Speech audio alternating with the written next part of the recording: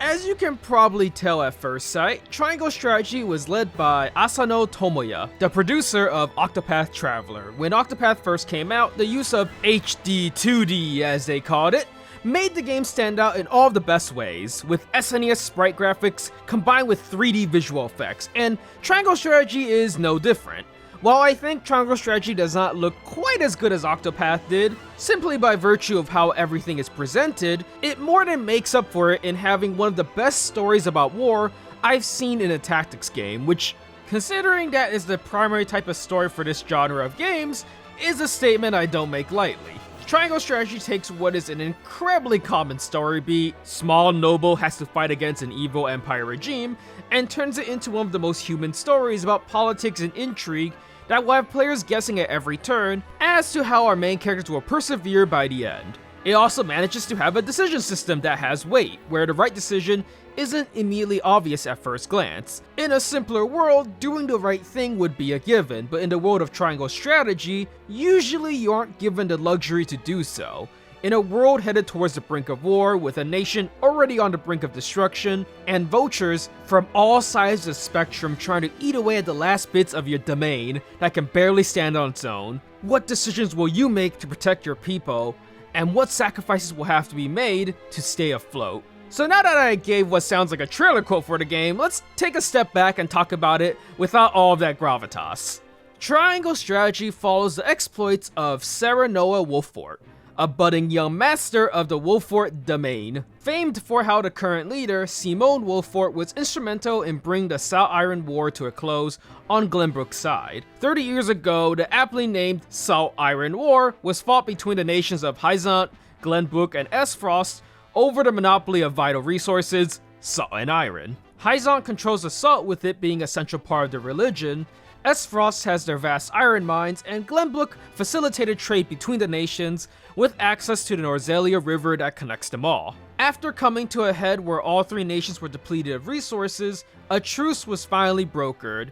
30 years after the uneasy truce, a more permanent alliance is about to be established. In a gesture of friendship, Frederica Esfrost is sent to be wed to House Wolffort, second only to Glenbrook's royal family, and that's where our story begins. At this point, I'm sure most of you know where the story is going in the immediate direction, where this supposed alliance that's gonna happen is not gonna turn out well for one reason or another, and things are about to get real bad for the Kingdom of Glenbrook, considering that's where our main characters call home. What Triangle Strategy does really well is that it takes what is a common base, Prince of a Fallen Kingdom fights back against an evil empire, and fleshes that out into a nuanced and political story about three kingdoms all trying to secure what is best for themselves.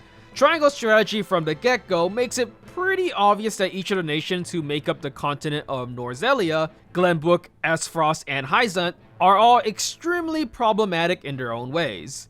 You are quickly introduced to members of all three nations, and the portraits already make it fairly clear from the outset who is going to be good and who is just out for themselves. While some are debatable, like Exham Marshall, who you might be able to argue looks like a normal if overconfident kind of guy, there are characters like Sorcelli, Pacheliet, and Gustadolf, who all look like they are two steps away from twirling their mustache and sitting on piles of gold. Those with a keen eye might have also noticed that I didn't just call out members from Esfrost, the obvious evil empire, but also the holy state of Hyzant, and even Glenbrook, which the main characters call home. In essence, you realize quite quickly that all three nations are full of flaws, not only in how each nation is run, but also in the individuals at the head of the nations as well. This quickly becomes a mess once the story kicks off, and all the remotely upstanding characters are subsequently removed one way or another. Triangle Strategy creates a plot full of intrigue as Serenoa and his friends desperately try to retake the Kingdom of Glenbrook. What makes it interesting, however, is the fact that Serenoa is not a roaming band of guerrilla fighters hacking his way through the bad guys, but rather the lord of a domain, which sounds like it should be called Demesne, but is pronounced in a way very similar to domain, which makes sense because it has a very similar context, but that's a whole nother story entirely. Anyways, as lord of the domain, Serenoa, and subsequently you as the player, have to make a ton of decisions with regards to not only just your immediate friends, but also for the sake of the citizens who live under you as well. It gives the many subsequent decisions you have to make a lot more weight. While yes, you always want to stand on the side of justice and help the most people, you also have to consider what really makes the most sense. You don't want your people to starve, but you also don't want to be indebted to this obviously shady individual. Serenoa's fight isn't some glorious battle of good vs evil, but rather a desperate struggle of one small territory, trying to stay afloat and stick to his ideals in a world that doesn't want him to succeed. There is no help coming from any side that doesn't come with strings attached, and no obvious good guys that the main characters can turn to for help. With how rough the entire journey is with Serenoa, it has you questioning how on earth is he gonna bring Norzelia into a brighter future, or even ensure that the Wolford domain exists by the end. Even if they succeed in removing the S-Foss influence from the capital, what's to stop Hyzant from swooping in and taking everything? And is Glenbrook even worth saving with how corrupted the entire system is? Norzelia is balanced precariously on 3 pillars of near equal power, and the slightest tip in any direction can collapse this balance in an instant. I do actually want to go in depth on the story of Triangle Strategy, but since I think the game is worth playing, I'll save that for the spoiler video coming out pretty soon, which I'll link at the end. In order to help you navigate through this great story lies the decision-making factor of the game, the conviction system. Essentially, every decision you make, and even actions in battle, contribute to one of 3 hidden conviction stats that Serenoa has: morality, utility, and liberty. These 3 conviction stats shape what kind of ideology Serenoa comes to have, as well as the side characters who join you on your journey, how easy it is to convince people during the voting sections, and ultimately, what route and ending you get when the story hits the final stretch. During pivotal moments in the game, Serenoa will bust out the scales of conviction, where all the main characters aside from Serenoa vote depending on which path they would like to take.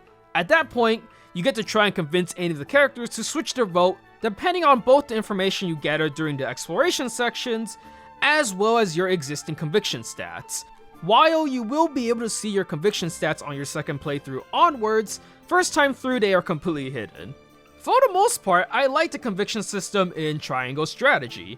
It's a pretty novel way to make a decision system and does a great job embodying the principles of both House Wolford and Serenoa. As a household that prides itself on listening to its closest advisors, having a voting system fits right in. It also gets the player to talk to everybody during the exploration phase, as you want all the information you can get to convince your companions. What's even better is that all of these persuasion sections really get you to think about how your allies feel about every decision, so that you can better change their mindset.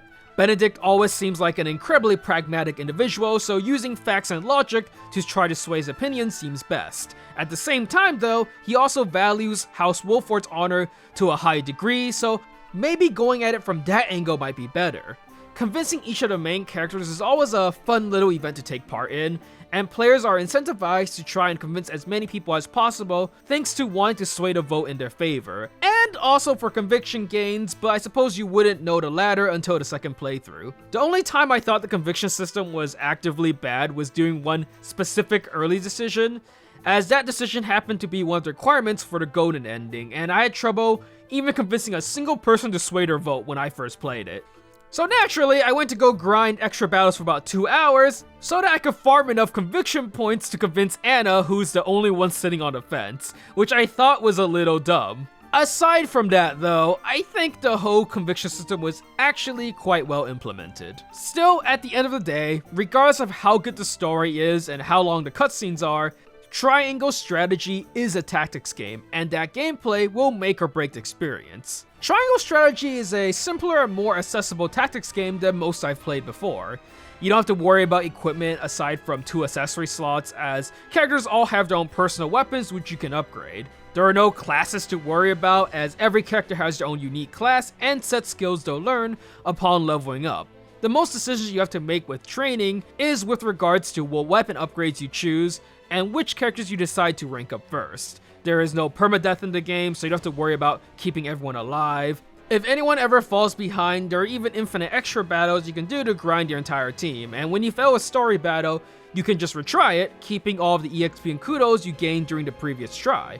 Now, even though I say all of this, I want you to realize that just because the character customization is simpler than most other tactics games, and it has a lot of nice accessible features, doesn't mean that the combat itself is simple. Triangle Strategy's combat is one of the best I've seen in any tactics game, thanks to its amazing level design and difficulty scaling. While the basic gameplay is nothing we haven't seen before, back attacks do more damage, all that stuff, every level in Triangle Strategy is built with constantly changing situations in order to make every battle a difficult challenge to overcome.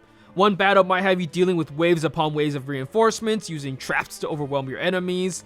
Others are situated on a battleground with staggered elevation, so you're forced to wade through a deluge of arrows and magic as you make your way to the top. And some even take place predominantly in a fountain, where enemies are shooting electricity magic to zap all of your characters at once, with the boss being immune to all status effects. There are a myriad of situations that keep the player constantly looking forward to the next battle. This is then complemented by one of the smartest difficulty scalings I've ever seen. Unlike other tactics games, leveling is based on stage level as opposed to the enemy you are attacking, so everyone gets a certain amount of EXP for performing an action, depending on their level against the recommended level of the stage. A level 10 character using a potion in a level 20 stage will instantly level up, while a level 21 character will get like 1 EXP. While it might seem strange at first, this has the effect of making sure that characters who are behind can always catch up easily, and more importantly, no one in your army will become over-leveled beyond what the game expects, which is an incredibly common problem in most other tactics games. This, combined with the fact that every character already has a set role, so you can't turn any of them into a super godlike dual-wielding greatsword teleporting ninja, means that Triangle Strategy can design every level so that every battle is an incredibly fun challenge from beginning to end. They already know exactly what the player could potentially have at every point in the game, and I really felt that. Many of the big battles in the game felt incredibly close, like I was constantly one step away from losing it all. Every time I saw Avlora, I was legitimately scared of her ability to just decimate my entire army by herself. I played the entirety of Triangle Strategy on normal difficulty, and I felt like it was incredibly well designed from beginning to end. The difficulty can even be changed at any time if you felt like a certain part was too hard, and on New Game Plus, they even increased the overall difficulty of the game so that your next playthrough would still be a challenging and engaging experience. I've done a ton of praising for Triangle Strategy thus far, but obviously it's not a perfect game, so here are some parts I wasn't the biggest fan of. For one, I think even though the story is really well told in this game, the characters are not quite as exciting. There are many reasons for that. For instance, English voice acting for Triangle Strategy is surprisingly iffy. Sure, side characters being pretty stiff is common in games, but even Serenoa, the main character, sounds pretty eh. We depart for the capital at once. May this ceremony be but the first of many joyous occasions ahead of us. The Japanese voice acting as a whole is a lot better, but doesn't necessarily have any stand-up performances either. Serenoa, as our protagonist, is also boring. He's like the most generic main character nice guy ever, which is fine, but not exactly someone I'll remember much by the time the credits roll. While we get to learn about how our main characters view the world, their beliefs and allegiances, I don't think, outside of Roland, that any of them get too much development as a character. And that's with our main cast of 7. Everyone else that is a side character basically doesn't exist outside of gameplay, as they have absolutely no appearances in main story cutscenes. The only time you see them is when they join, sitting around at the hub area, and 2 extra companion scenes if you use them enough. I think the English translation can also be a tad bit strange at points, where it feels like they're just tossing in incredibly uncommon words because they can, like domain, as I pointed out earlier. Another example, here they use the line secrete inside.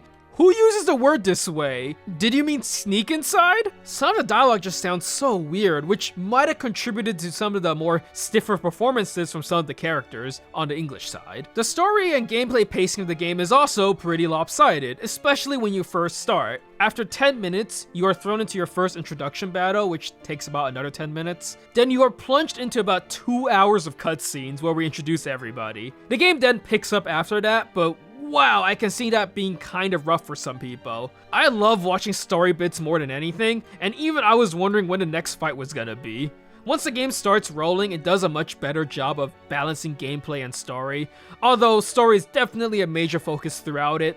Cutscenes definitely range around from 30 to 1 hour between every battle. Music is solid. I won't say it's super amazing by any means, but most of it definitely feels appropriate. The main theme of the game, called the extremely descriptive name of Main Theme of Triangle Strategy, is the one you hear from the very beginning and sets the tone for how the rest of the music sounds. They even have a vocal version of the main theme song, which at first I thought was pretty iffy, but after listening to it for more than 18 hours straight, it actually kind of kicks a lot of ass. Would have been sick if it was playing during the final battle of the game rather than only on the title screen after completing the golden ending, but, you know, it's still good. The HD 2D graphics, as Square Enix seems to be calling it, looks amazing as ever.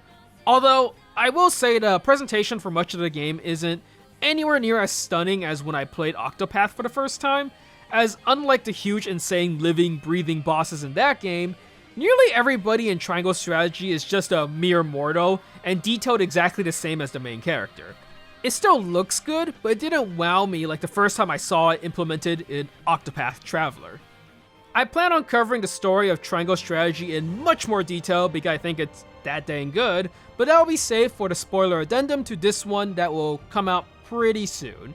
If you were looking for a tactics game with old school graphics, the HD 2D style as Square Enix calls it, then Triangle Strategy is as good as it gets. The gameplay is somehow both really accessible, yet still pretty challenging, which in a tactics game is essential, as that's the main source of fun. I thought having a lower amount of customization would be a bad thing, that the game would be too simple, but considering that it allowed them to have such a wonderful difficulty curve, I'm glad they decided to go down that route. Even close to the end of the game, I still had to abuse what I could in order to beat every single stage. Combine that with a great story to go through and a golden ending to achieve, and you have all the makings of one great tactics game. If you want to talk about Triangle Strategy or any other tactics games you might want me to cover, feel free to tell me about them down in the comment section below. All the supporter stuff is in the same place as always, like, subscribe, notifications, and with that, I'll see you later, till next time.